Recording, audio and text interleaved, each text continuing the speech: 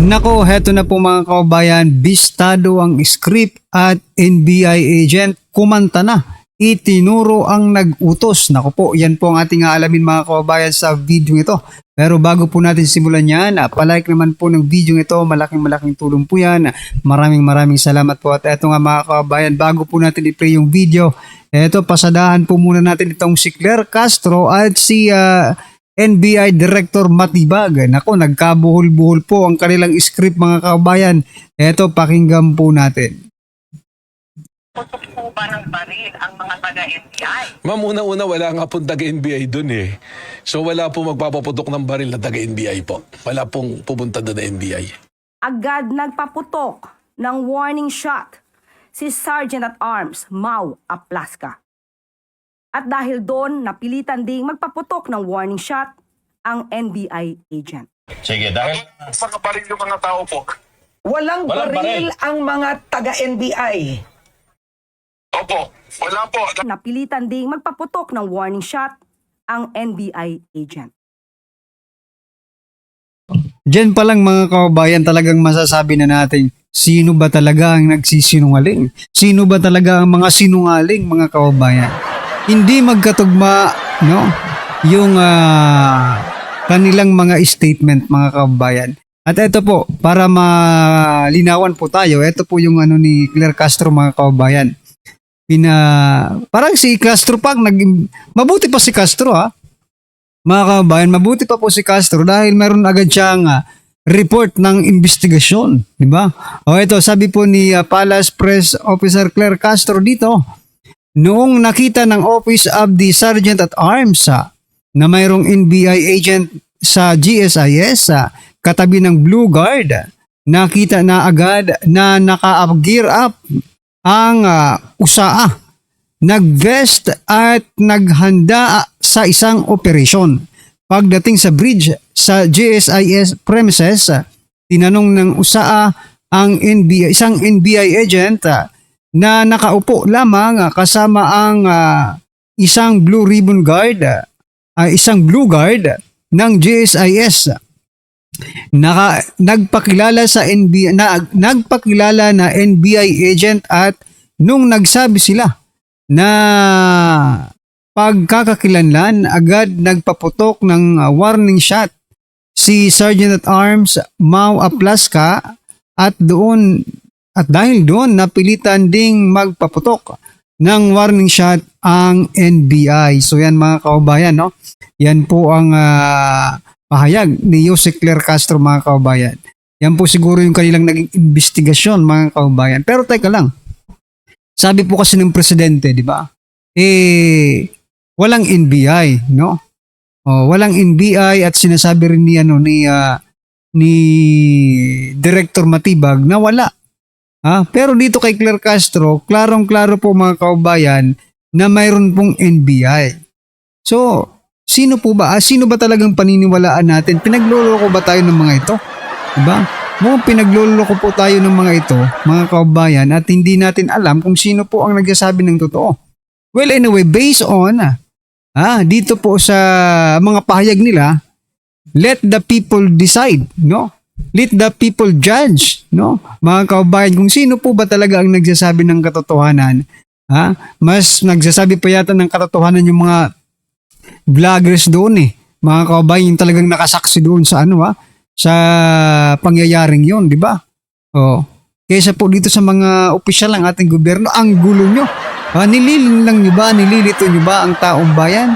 Ay aray ko po mga kababayan. Pero anyway, ito po ang naging komento ng ating mga kababayan patungkol po sa nagkabuhol-buhol na script ng ating mga opisyal ng gobyerno. Sabi po dito ni Fritz, so mali si Direktor, meron NBI agent sa premises, iba-iba kwento, correct? Ibig sabihin, hindi na stop si Bato. Tama, Claire, nako po, akala ko ba driver ng NBI yon at hindi NBI agent? Ayun na. Akala ko driver, sabi mo, driver nga pong pagpapakilala ni Matibag dun yung nagpaputok, aray ko. Ibang klase si Ante Claire, kabisado niya ang script, ayan, pero nagkabulbul nga.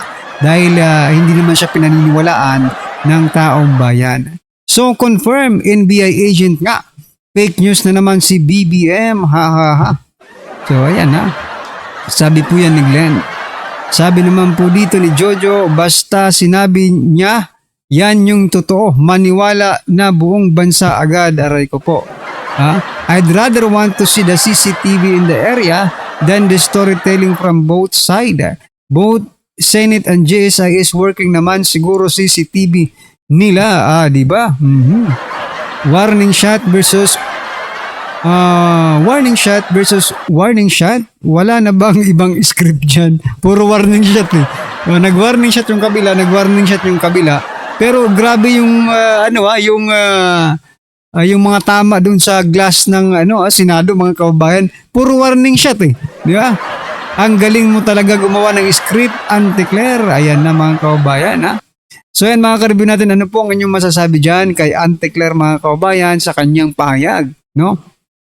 Pero may NBI at warning shot lang daw ang ginawa mga kababayan. Anyway, just comment down below mga ka-review natin at eto, ha?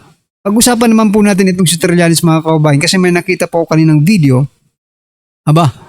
Eto bigla ko lang naisip dahil sa video ito mga kababayan, kaya ito si Trillanes ay porsigido na mahuli talaga si Senator Bato. Maaresto nila si Senator Bato. Ito po kasi yung balita mga kababayan, no? Sabi po dito mga kababayan, Trillanes bukas sakaling aluking maging susunod na Interior Secretary or DILG Secretary mga kababayan. Bukas daw si Trillanes, no? Kasi nung nahuli ni Torres si former President Duterte, di ba? Na aresto, nadala sa dahig. Ang reward ay naging PNP chief. Siguro ngayon mga kababayan, ang reward naman nitong si Trillanes, mga ka-review natin, pag na-arresto niya si Senator Bato de la Rosa, ay siya ang gawing Interior Secretary. Ito, pakinggan po natin to ng kaunti mga kababayan. Samantala mga kabrigada, Senador Antonio Trillanes, bukas pa rin sakaling aluking maging sunod na Interior Secretary. Brigada Katrina Honson, ibrigada mo! Nilinaw ni dating Senador Antonio Trillanes before wala pa umanong natatanggap na alok upang pamunuan ang Department of the Interior and Local Government. Ito ay matapos umugong sa social media ang espekulasyon na maaari siyang italaga bilang susunod na DILG Secretary sa gitna ng bigong pagpapatupad ng ICC warrant laban kay Senator Ronald Bato de la Rosa. Sa panayam ng Brigada News sa Manila kay Trillanes, sinabi nito na nananatili lamang siyang ordinaryong mamamayan na nagpapahayag. So ayan mga kababayan, no? May balak palang maging maging DILG Secretary si Trillanes mga kababayan, no? Sa bagay, hindi po nakakapagtaka yan mga kababayan. Hindi naman po lingid sa inyong kaalaman, no? Yung dating mayor ng Iloilo yata yon, si Mabilog, di ba? Ngayon po ay nasa drug list po siya ni former President Duterte at ngayon po mga kababayan, siya na po ang undersecretary ng DILG. Okay. Ibig sabihin, na-appoint na po si Mabilog bilang DILG, no? Undersecretary. Ngayon naman po mga kababayan, hindi imposible na si Trillanes ang pumalit, no? Dito kay John Vic Remulla bilang DILG, no? Nako, ano kayang mangyayari sa ating bansa pag ganito na ang mga opisyal ng ating gobyerno? Dating nasa drug list, ngayon naman isa namang rililing ang ilalagay sa DILG. Nako po. Anyway, ano pong inyong opinion dyan mga kababayan? Just comment down below. At eto, pasadahan na po natin yung video. Pasok natin for today. Hulihin si Bato kahit sino pa ang mamatay. Alam nyo kung sino nagsabi niyan? Alam nyo kung sino nag-utos niyan? Mamaya pag-uusapan natin yan. Ako po! May putukan sa Senado. Hindi tayo makapaniwala sa ganito pero talagang sa lumalabas ngayon kayang-kaya na nilang gawin ito. Sinabi, arestuhin si Bato kahit sino pa ang mamatay. Lagay nyo sa comment section.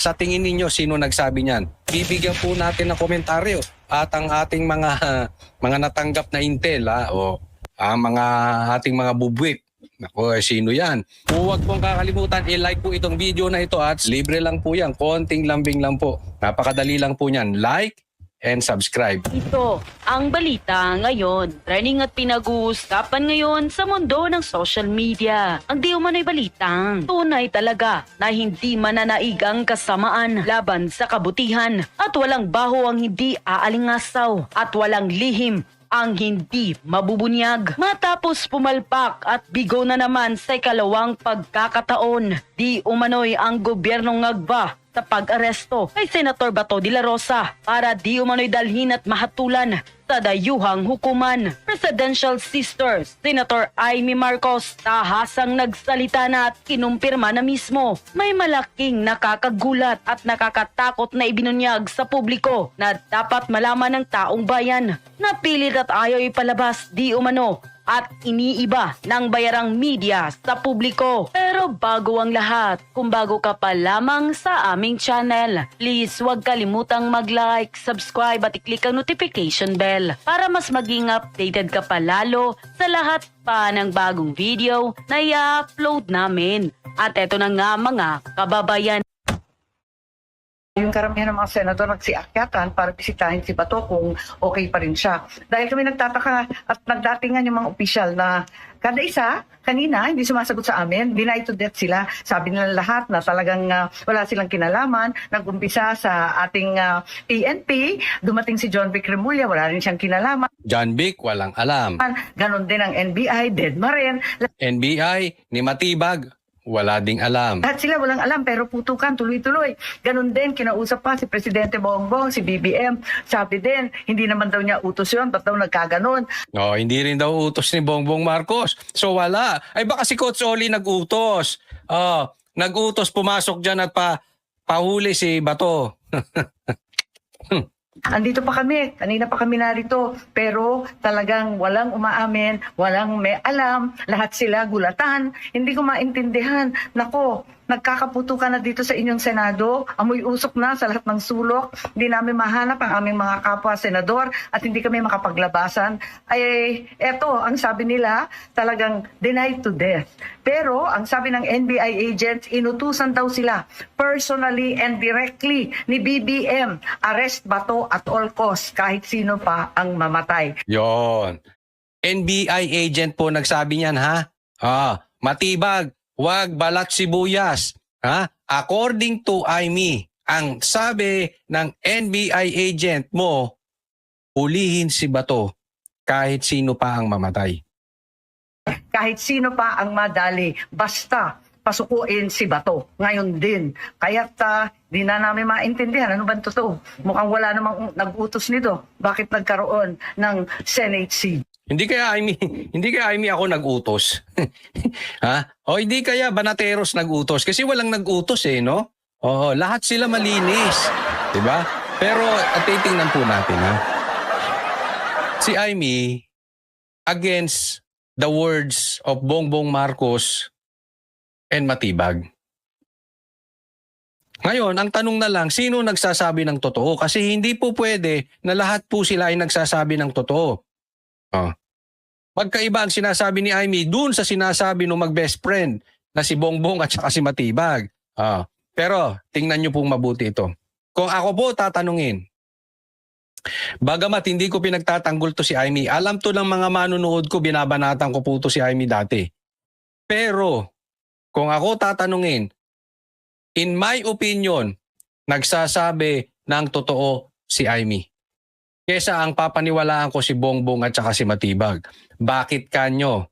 Kasi po, si BBM talagang parang lutang.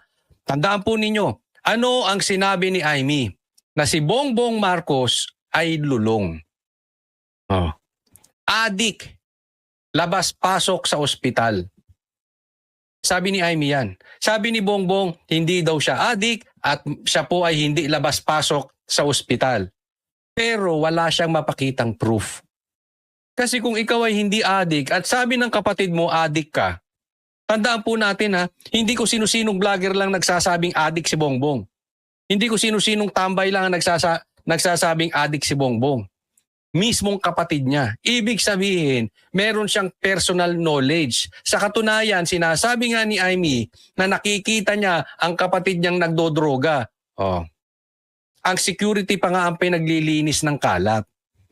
Naintindihan po ninyo. Yan ang sinasabi ni Amy.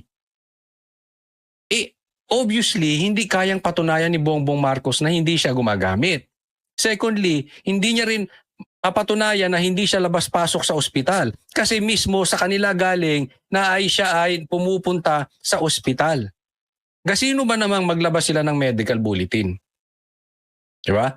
So kung ako tatanungin, I'm 100% totoo ang sinasabi nitong si Amy. Kaya nga po nakakatakot na po ito. Sa mga nagrarally dyan, minsan magkita-kita po tayo dyan, pero mag-iingat po kayo.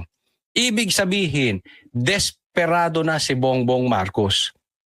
Dahil alam nyo, ito ay hindi lang patungkol sa impeachment.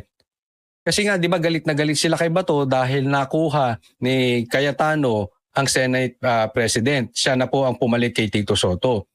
At karagdagang bilang sa boto itong si Bato sa impeachment. Pero hindi lang po yun. Kasi ang impeachment, meron po silang numero na. At hindi kailangan umattend ni Bato sa impeachment. Kasi ang kailangan po doon 16 votes.